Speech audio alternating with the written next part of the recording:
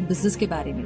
हो सकता है कि आप किसी बिजी रोड के पास रहते हो, तो आप आने जाने वाली गाड़ियों और टूरिस्ट को अपना प्रोडक्ट बेच सकते हैं। रोड साइड पर अक्सर fruits, vegetables, eggs, poultry item काफी कुछ होता है। Hamburger, hot dogs, barbecues, cold drinks जैसे आइटम बिकते हैं। इसके अलावा आप ऐसे प्रोडक्ट भी सेल कर सकते हैं जो रोड की लोकेशन के हिसाब से आइडियल हो, या फिर रोड अगर किसी बीच, बेसबॉल स्टेडियम, गोल्फ कोर्स या किसी माउंटेन या फॉरेस्ट की तरफ जा रही हो, तो उसके अकॉर्डिंग आप अपने प्रोडक्ट को बेच सकते हैं। तो अब यहाँ पर हम बात करते हैं 77 इयर्स की लेडी एला गेस्टोन के बारे में, जो कि ओजार्क फिशिंग कंट्री के पास रहती थी। उसका घर हाईवे के पास था, जहाँ से कई सारे फिशरमैन गुजरते थे। मिसेस गेस्टोन एक विडो थी और अक्सर बीमार रहती थी, और मिसेस गेस्टोन के पास अर्निंग का भी कोई सोर्स नहीं था। तो उसे एक दिन आइडिया आया कि क्यों ना रोड साइड पर फिश बैट बेची जाए। फिर क्या था, मिसेस गेस्टोन एक क्रीक में गई और कुछ बैट्स कलेक्ट किए। उसने सारे वर्म्स अपनी बकेट, बॉक्स और कैटल में भर लिए। उसकी दोस्त ने उसकी काफी मदद की और दोनों ने मिलकर के एक रोड साइड स्टैंड खड़ा किया।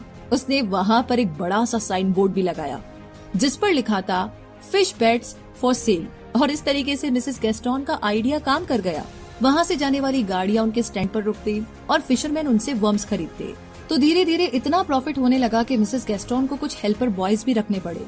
मिसेस गेस्टोन 10 सेंट्स पर डजन के हिसाब से वर्म्स बेचती थी। कई बार तो उनके 1000 डजन वर्म्स एक ही दिन में बिक जाते थे।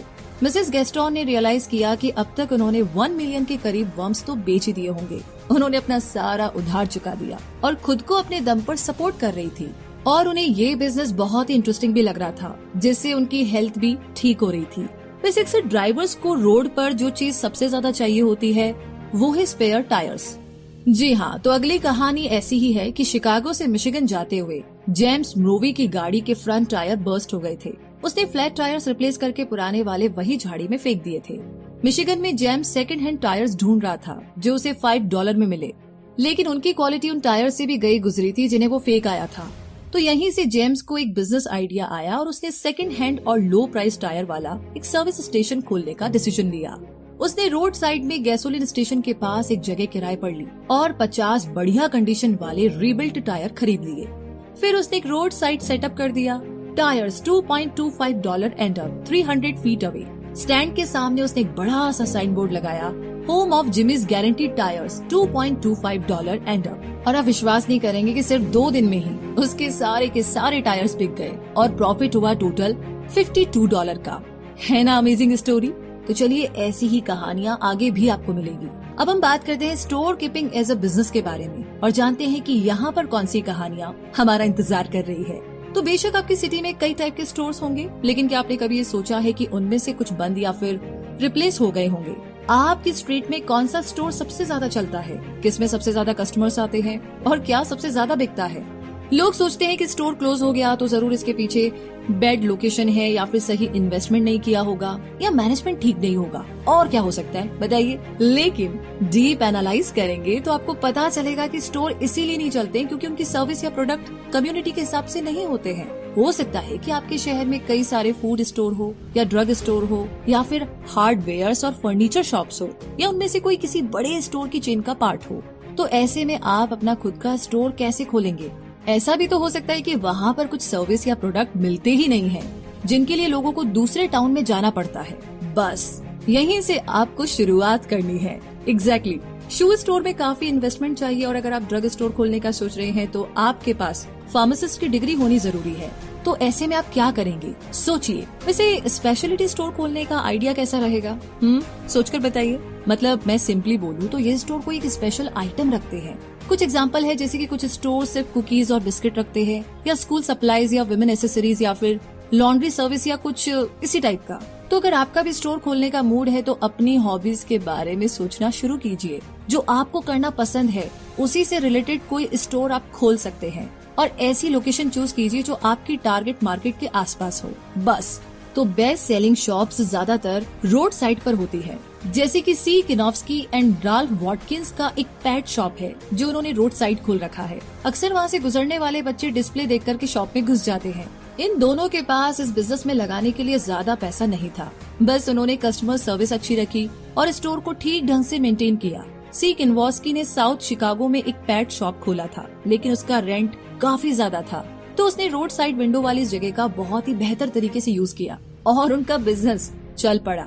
उन्होंने वुडन फ्रेम और मैश स्क्रीन्स वाला एक पिंजरा बनवाया जो उन्हें $36 में पड़ा। उसने इस पिंजरे में छोटी कलरफुल बर्ड्स रख दी और इसके बॉटम में लिनोलेयम और बर्ड ग्रेवल रखा। बर्ड्स के लिए उन्होंने कुछ नेस्ट और ब्रांचेस का सेटअप कर दिया। इस पिंजरे में रखी कैनेरी और लव बर्ड्स लोगों को बड़ा अट्रैक्ट करती है। लोग इन्हें देखने के लिए शॉप के बाहर रुक जाते हैं, कुछ लोग अंदर भी जाते हैं और 1-2 सवाल पूछने के बाद में बर्ड्स खरीद करके ले जाते हैं। किन्वॉन्स्की ने जब क्यूट पपीज भी रखने शुरू किए तो उनका बिजनेस जबरदस्त चलने लगा। वो 3 हफ्ते या 2 महीने की एज वाले पपीज चूज करते और उन्हें डिस्प्ले में रख देते।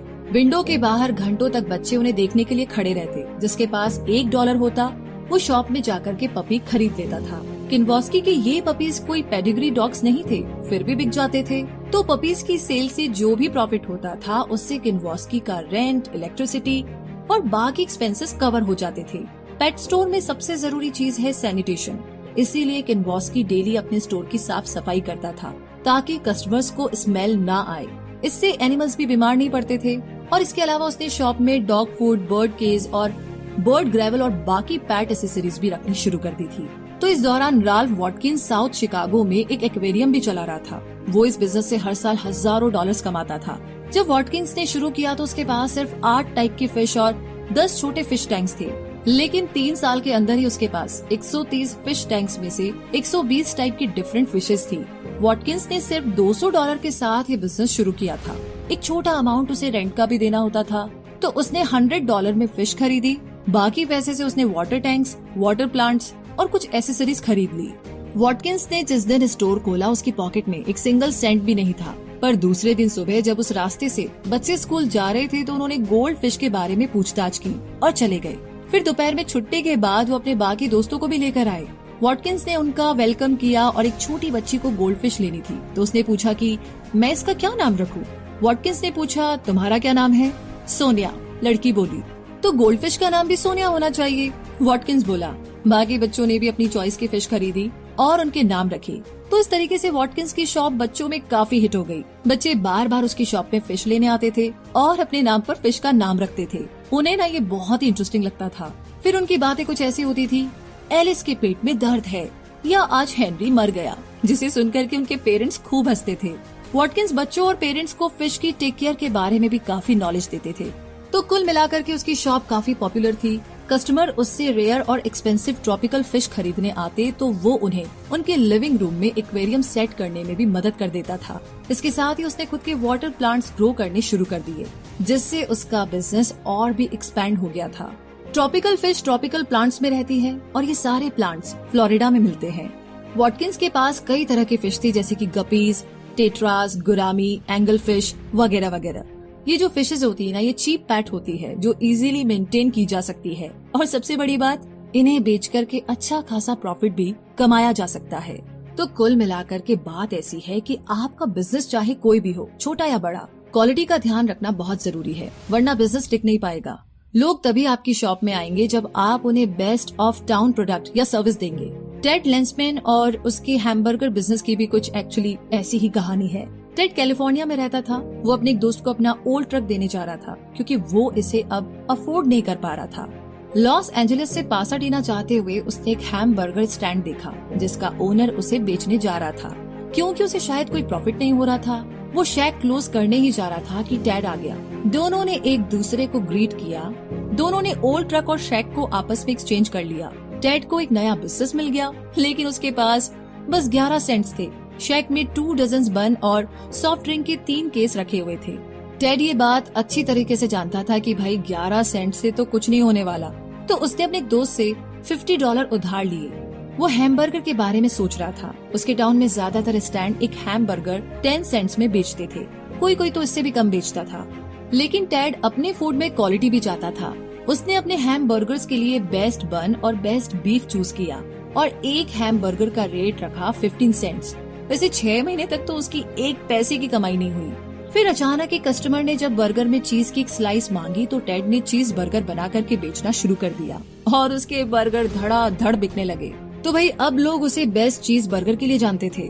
जल्दी ही उसने लॉस एंजलिस में 2 और शैक खोल लिए। फिर उसने एक स्टिक रेस्टोरेंट भी खोल लिया। अपने बेस्ट चीज बर्गर के साथ वो कस्टमर्स को हाई क्वालिटी की स्टिक देता था। 10 सालों के अंदर ही टेड का बिजनेस 5 गुना बढ़ गया था।